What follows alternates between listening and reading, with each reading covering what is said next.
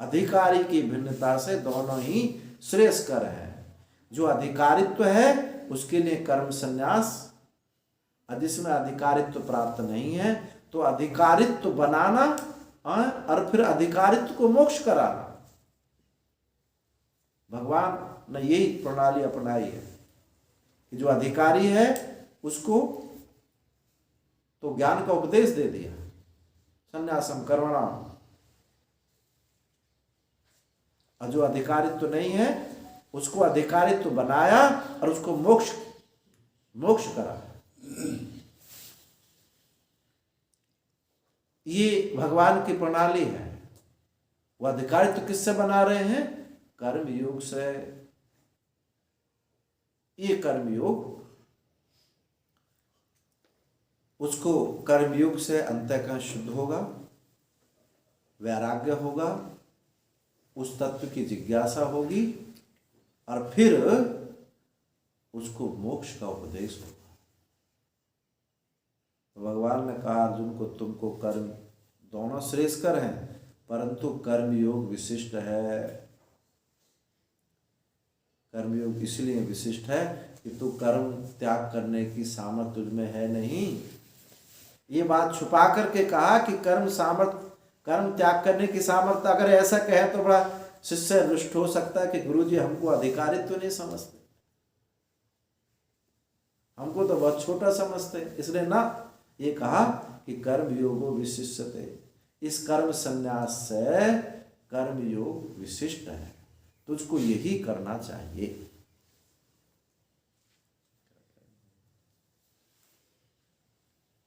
कर्म योग विशिष्ट है, तुमको यही करना चाहिए। तो भगवान ने कर्म योग का उपदेश दिया। इस प्रकार से कर्म योग विशेष है क्योंकि अधिकारित्व की दृष्टि से एक ही वाक्य में समझें कि अज्ञानी के कर्म संन्यास की अपेक्षा ईश्वर अर्पित होकर के कर्म करना श्रेष्ठ है। ज्ञान अधिकारित्व प्राप्त ना होने से उपासना उपयुक्त है और ज्ञान अधिकारित्व प्राप्त ना होने से कर्म करना श्रेष्ठकर है। ये बात भगवान ने अधिकारित्व को दृष्टि में रख के, लक्ष्य को दृष्टि में रख करके बात कही है। किसी कर्म सन्यासी की निंदा या कर्म सन्यासी को छोटा बताने के लिए बात नहीं कही, बस अधिकारित्व की दृष्टि। जो अधिकारित्व को दृष्टि में रख करके उपदेश दिया जाता है वही उपदेश चरितार्थ होता है। ये हमारी वैदिक परंपरा है। कोई मजहब फिरका फिरस्ती नहीं है कि सबको एक कुर्ता बनाओ, अब वो बूढ़ा पहने, बच्चा पहने, घर के सब पहने, ऐसा नहीं है। यहाँ ऐसी परंपरा नहीं है कि एक ग्रंथ, एक मंत्र, ऐसा नहीं है। हमारे अधिकारित्व की दृष्टि से उपदेश दिया है।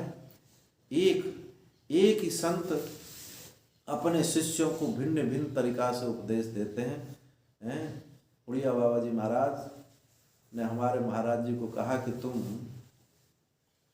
प्रवचन करो, और दूसरे संत थे कहा कि तुम मौन रहो। एक ही गुरु दोनों पे समान उनकी प्रीति है। अधिकारित्व की दृष्टि से दोनों को भिन्न भिन्न होता है। माँ बड़े बच्चे को हाथ अंगुली पकड़ लेती है, छोटे को गोद में रख लेती, दोनों के प्रति हित करता है, हितैषिता है। अधिकारित्व की दृष्टि से उछल नहीं सकता, उसने गोद में उठाया, और जो चल सकता है उसको पैदल चलाया। ऐसे यहाँ भी अधिकारी की दृष्टि से भेद है। ये कोई फिरका फिरस्ती मजहब नहीं है। वेद की करुणा सबके प्रति है। जो करुणा माता हित नहीं कर सकती, वो वेद भगवान सबके प्रति हित भावना होती है। तो ऐसा नहीं है कि सबको एक मजहब, एक ग्रंथ ले लो एक मंत्र ले लो, बस सबको ऐसे ही चलना है, ऐसा नहीं।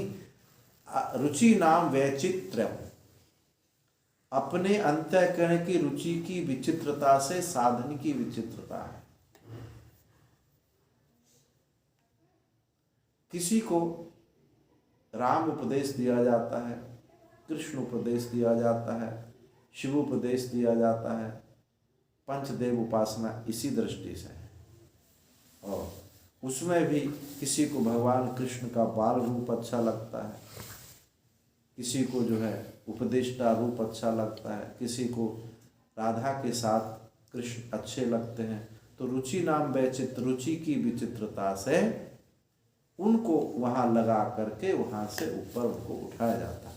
ना तो वहाँ तात्पर्य है कि बाल रूप में तात्पर्य है, ना राधा कृष्ण के साथ तात्पर्य है, ना उपदेष्टा श्री कृष्ण के तात्पर्य है। वहाँ तात्पर्य है उस तत्व को बताने, उस तत्व को वो अधिकारित्व की दृष्टि से ऐसे भिन्नता की गई। किसी को निर्गुण उपासना बताई जाती, निर्गुण उपदेश दिया जाता है। लोमस ऋषि के पास तो काकभूषुंडी गए तो निर्गुण उपदेश नहीं सुने। जब तक मुझे सगुण उपदेश नहीं करोगे तब तक मैं निर्गुण उपदेश नहीं सुनूंगा। और फिर उन्होंने उनको राम उपदेश किया। ऐसे ही भगवान यहाँ समझिए, भगवान कह रहे हैं कर्म योगो विशिष्यते, कर्म संन्यास की अपेक्षा कर्म योग विशिष्ट है, क्योंकि तो कर्म का संन्यास करने में तेरी सामर्थ्य नहीं है।